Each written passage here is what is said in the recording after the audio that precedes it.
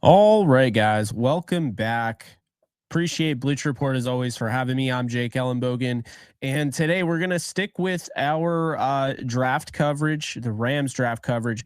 We're going to talk about some trades that could happen. Maybe a trade that's least likely to happen. Before we dive into that, if you like at any point what you hear, you can follow me on this app, on the Bleacher Report app at JK Bogan and all other social media. And of course, if you like anything like that, you can check out my YouTube channel, the Jake Ellenbogen channel on YouTube, as well as my NFL-centric channel, JENFL. Let's dive into it. So looking at this, as you can see right here, before we even start, we can, send a trade. And the first trade idea or trade scenario that I want to go over is Odunze. Why would the Rams go in this direction? Well, he's elite wide receiver prospect. He can be a playmaker right away for them. Gives the Rams a deep wide receiver room, gives them a 6'3" wide receiver option that can high point the football, make plays after the catch, block. Gives the Rams flexibility next year, regardless if Cooper Kupp stays or goes. And he makes the Rams, in my opinion, the best offense on paper. So Odunze is the first trade we're going to make here. And how are we going to acquire Odunze? We're going to trade up in the 7 to 10 range. Now, I am actually going to use, based on the Rich Hill draft chart, this is going to be the most accurate. Now, doesn't mean that it won't cost more on draft day. But in this scenario with Rich Hill's draft trade chart, this is what the Rams could theoretically do because of that chart and how it works out. So let's just say we trade up, and of course, this has to cooperate with me. So let's see if we can trade up here to 7 with the Titans. The Titans would be trading down. The Rams would be trading up to 7. We'll offer the 19th and 52nd, and or we'll go with the first. So a first rounder in 2025 and the 19th pick should be enough. You're getting 2 first round picks to move up to 7th. Let's see if it works. And Tennessee does accept it. This could also work by giving up a second rounder and 5th or something along those lines. But we just wanted to get out and start with that right away. And Odunze is right there. But now, we have a kind of difficult decision to make here, Joe Alt or Odunze. In this scenario, we already went in knowing that we wanted Odunze, so we're going to go with Odunze here. And so that shows you the first scenario on how, first scenario on how the Rams could acquire Odunze. Now, keep in mind, they don't have to trade all the way up to 7. They go, as high as 7. They could go as low as 10. But based on this package right here, maybe they have to offer an additional 6th or something like that. But based on this package right here, you would have a shot to acquire Odunze in the 7 to 10 range. Reason being is because there's a very good chance that there's going to be 4 quarterbacks taken in the top 10. That's a big deal, okay? In addition to that, there's also a chance that there's going to be 2 wide receivers taken before Odunze. So if you're doing the math, 4, 2, that's 6 picks right there. And now at pick 7, you have the option for Odunze. There's also a chance that Olu Fashanu or, whoever gets picked ahead of Odunze. So this is the first scenario here, and I explained why already that they would go that realm. So now let's go back to the simulator. We're going to use the Rams here.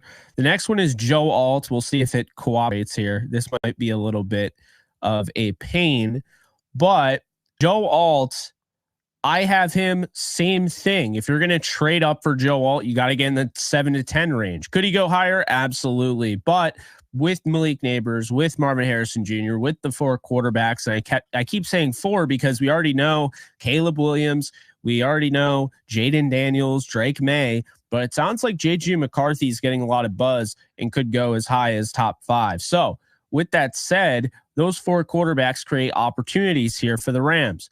Joe Alt, elite left tackle prospect is one reason why you would get him.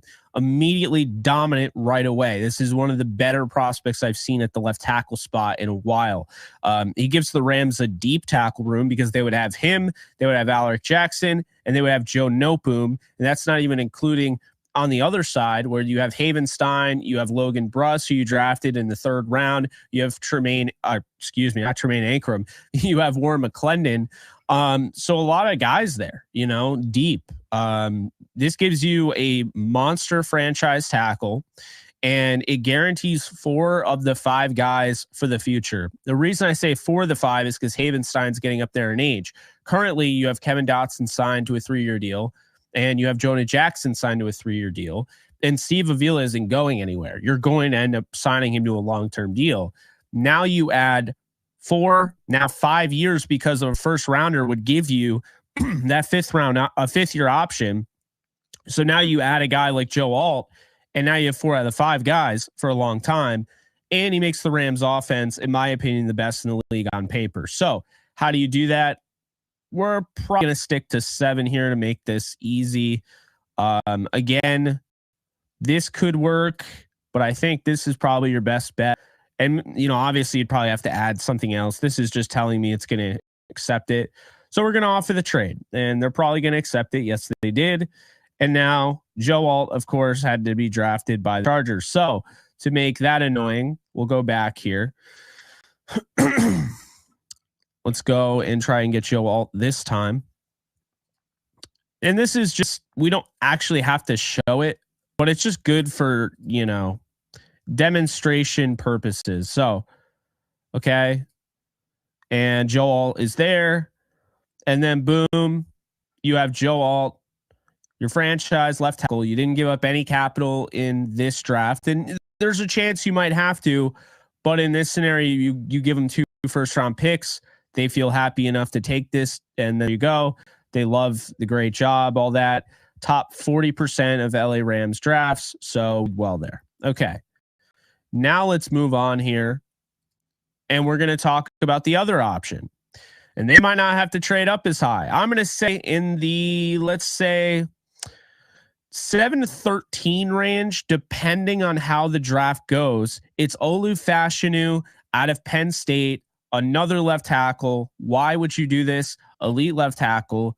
Gives the Rams an NFL-ready tackle with enormous upside. Like, he might have more upside than Joe Alt. Deep tackle room, like we mentioned. Franchise tackle. 4 out of the 5 guys. And he makes the Rams the best offense on paper. Now, this is not a slight against Alaric Jackson by any stretch. Okay? I'm just going to say that right now. I am not hating on him. I'm just saying you have a chance to get blue chip prospects. Okay? That's why we talked about the wide receiver. That's why we talked about Joe Alt. That's why we're talking about Fashanu. You have a chance to get 3 blue chip prospects at the top. These are the only 3 that I would trade up for if you're trading up into this. If you're going to go, sky's the limit, go ahead and go up and get Marvin Harrison Jr. I don't know how, realistic that is, because you'd have to jump Arizona, but, that's what I'm saying.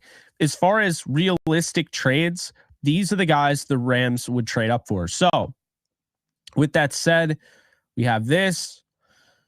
Fashanu is going to be interesting. I guess we're just going to have to wait here. We'll start the draft and we'll put it on slow or slower. There we go.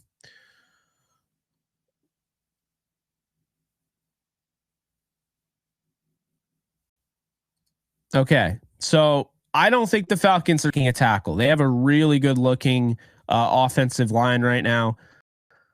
The Bears could. This is not happening.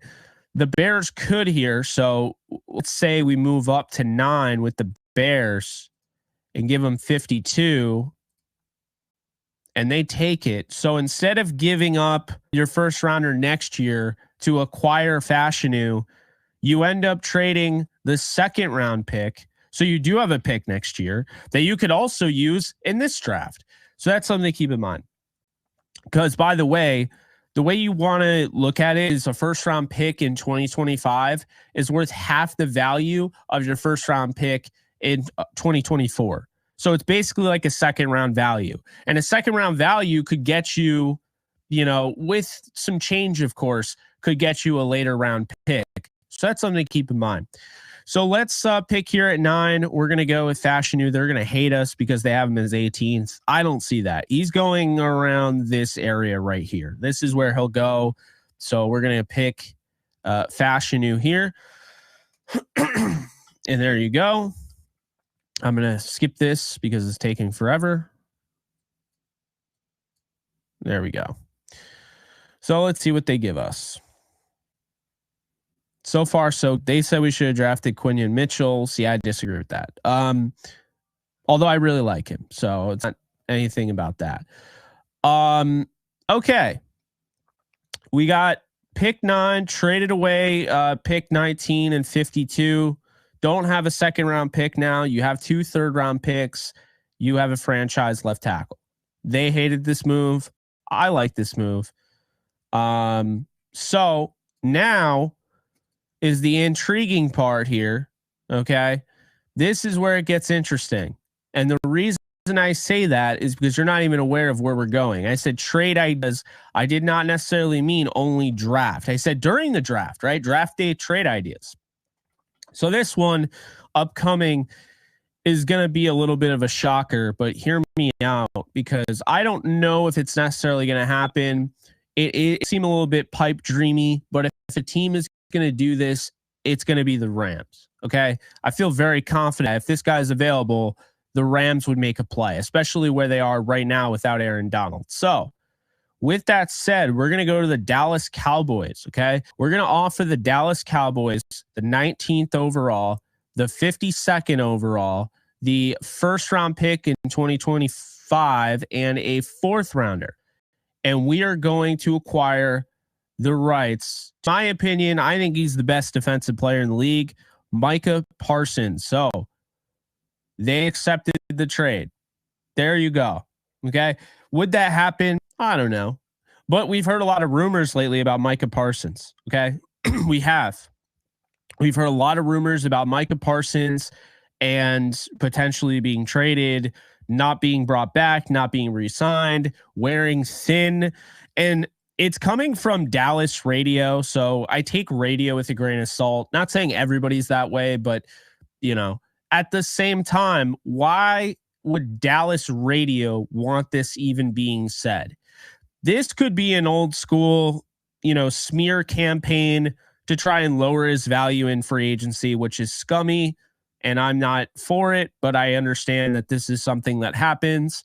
Des Bryant already talked about it. He called it out. So it very well could be a smear campaign against him. With that said, even if it's true, I'm not concerned. Okay. This is a superstar in every meaning of the word. He is the closest thing I've seen to Aaron Donald. Okay. And I say that saying that I understand TJ Watt and Myles Garrett are talked about the most. I've always said since Micah Parsons came into the league, Micah Parsons might actually be the best edge defender. And I had him projected to be an edge defender coming out of college. A lot of people had him as an off-ball linebacker. Micah Parsons on the Rams would be insane. Okay. Micah Parsons on the Rams would be insane. He would now take a unit, in my opinion, that is kind of underrated, but is also very raw. You don't have a ton of proven guys there. And he would turn that into a bolstered unit. He replaces AD. He replaces that star power, gives the Rams, in my opinion, the best defensive player in the game. You grab another star for the LA market. He bolsters a weak edge room, and he gives you a franchise core piece because right now this guy's 24, 25 years old. You have to feel good about that. Now, again, this is not necessarily saying it's going to happen. And this is not necessarily saying this is the most realistic thing in the world. But this is a scenario. Draft day. If the Cowboys are sitting there and they're like, you know what? We don't really see a future with Micah Parsons. You want to tell me the Rams wouldn't make this move? Because I think they would. Maybe it wouldn't even cost that much. There's a chance it would cost as much as it looks right now. So hang on to this one. This is the this is the 4th scenario. And this is a scenario, again, based on rumors, based on suggestions. It's not to say it's going to happen. So anyway, let's move on here. The next one is another edge defender here, and you've heard his name because I've talked about him before, is Jacksonville Jaguars Josh Allen, okay? Josh Allen is one of the best edge defenders in football.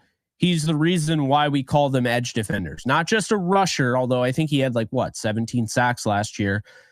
Josh Allen can drop into coverage. He's great against the run. He's a well-rounded player. So what would it cost the Rams to acquire a Josh Allen? Well, seeing as they have to still pay him, right? You still have to pay him. He's on the tag. You would probably have to offer the second-round pick. I don't necessarily think you'd have to offer the first, and here's why.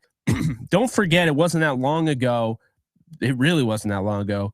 The Giants got Brian Burns without giving up a first-round pick, mainly because of the contract that they were going to have to pay him. So 52nd and a 2025 first-round pick, and you acquire Josh Allen. So there you go. Would the Rams do this? I think they'd consider it. Now you have, again, it goes back to the Micah Parsons deal. Replaces Aaron Donald, gives you a star, bolsters a weak edge room, and gives you a franchise core piece to build around. He's 26 years old. This is a great move for the Rams if they can do it. This is if Jacksonville, who has been really adamant that they are not letting him go, if they just realize that they're not going to be able to bring him back. Josh Allen, also worth mentioning, liked a tweet on Twitter where the Jaguars organization was getting ripped by another account. So that's something to keep in mind there. Okay. Now we have two more scenarios. The next scenario is less sexy, so to speak. It's not as big of a name, but he's still a very, very good player, very talented. And that is going to be Jonathan Allen from the Commanders. Now, I think Jonathan Allen probably is. I think looking at just their, going out and getting Dan Quinn and Joe Witt Jr. being the defensive coordinator, there's a lot to like about this new look Washington Commanders, team. Jonathan Allen last year said, and he had a meltdown last year after one of the games, it's been seven expletive years of the same expletive. Okay. That's basically what he said. And he continued on about some other stuff, but that's the gist of it. He has not been happy not winning games, being the same thing, continuing to rebuild. And it's not to say that Dan Quinn is going to do that, because I don't think he is, because Washington went out and got some really, quality key pieces. But if Washington had to trade him, then I think the Rams, in this scenario, losing Aaron Donald, having Kobe Turner, having Bobby Brown, I think this would be a really decent pickup. Now, what would they have to give up? I think a 4th rounder in 2025 and a 3rd rounder in 2024 for a guy that's one of the best pass rushing interior defense in the league. And it's a pretty solid run defender, although he's coming off a bad year. That would, in turn, I believe, allow you to acquire Jonathan Allen. They say no. I disagree, because they're probably asking for a lot. That's ridiculous. So based on the trade, how would we create something like this? Well, remember, Leo Williams, who got traded by the Giants to the Seahawks. This is around what he got. That's what I think Jonathan Allen would command. And you still would have, I believe, 2 years left on his contract. He was a leader last year for them, captain. He's very well liked. He's always been really highly talked about. He gives you a potential franchise piece, albeit he is 29 years old. So he would be really good for that short Stafford window, potentially. Gives you a borderline star. Rams get a fantastic interior defense line going into the year. I wouldn't rule out something like this. So last but not least here, we got one more scenario, and this is probably not one that you've thought of, and I'll explain. So let's do it like this. Let's have some fun with this. Okay. We're going to make a trade here. We're going to try and move up and get Odunze, right? So getting Odunze here. That's right. So yeah, we'll go with that. This is just for fun. Obviously, this, the scenario is still intact. Now what we're going to do is we're going to trade with the Bears. Now we're not going to trade. You're not going to do any of these picks, right? We're actually going to acquire a player. Now the Bears, it wouldn't happen here, but if the Bears take a tackle, and there's a chance that they take Fashanu, they take whoever falls in their lap here. Okay. If the Bears take a tackle, they could trade away their left tackle, Braxton Jones. I really like Braxton Jones. Okay. I think he's underrated. I mean, should they get rid of him? I don't think so. But it's worth mentioning in 2022, he was the top rated gap scheme blocking left tackle in football, according to PFF. He's got all the tools you want at left tackle. He's 25, just like Alec Jackson. But you have Jones under contract until 2026. And Alec Jackson, you just have a 1-year deal because of the restricted free agency tender. So with that said, I see a guy that could be a potential franchise left tackle for the Rams, who was a project before at Southern Utah, has been developed by the Bears and could be even better with the Rams coaching. He gives you the flexibility with an additional year neither Noteboom or Jackson have. He gives you the leverage in case you want to bring back Alec Jackson, but it's hard in negotiations, and same thing with Joseph Noteboom. He's a scheme fit, and he bolsters an already deep tackle room. So if you go into a season with Braxton Jones fighting for the left tackle job with Alec Jackson, having Joe Noteboom, your left tackle spot's pretty good. So what would this cost for the Rams? I think it's fair to say a starting left tackle would cost you probably an 83rd overall pick and the 196th pick. So if you're doing the math, it's a 6th rounder and a 3rd rounder. And I think if they did that, and we'll see here if they do. Now you trade up, you get Odunze, who is your, wide receiver, and you acquire Braxton Jones because for whatever reason, and this isn't entirely realistic because this scenario would be tackles off the board, you get your wide receiver, but now Braxton Jones could be your left tackle of the future.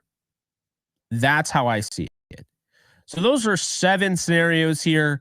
In case system, Odunze, Joe Alt, Olu Fashanu, all of which I have the Rams giving up either the 19th overall and the 52nd overall pick, or the 19th overall and the 2025 first round pick.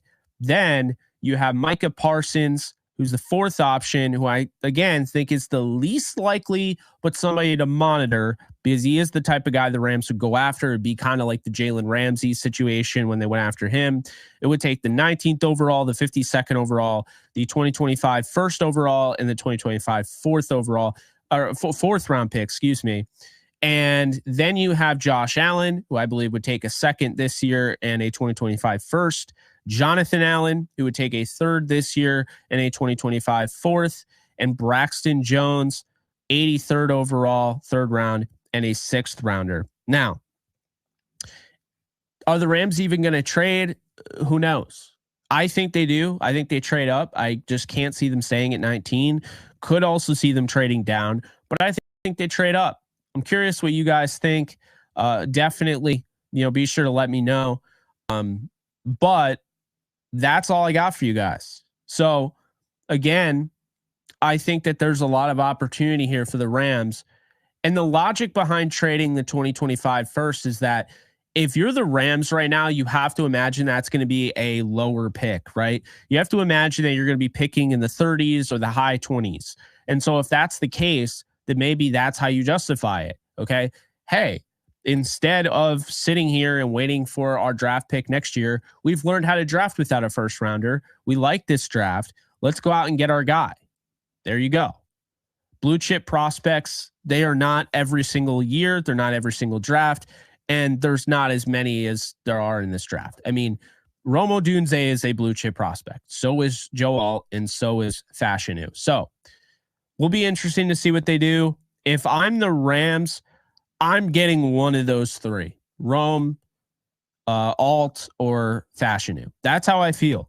I truly feel like those three are far and beyond anybody you're going to find at 19.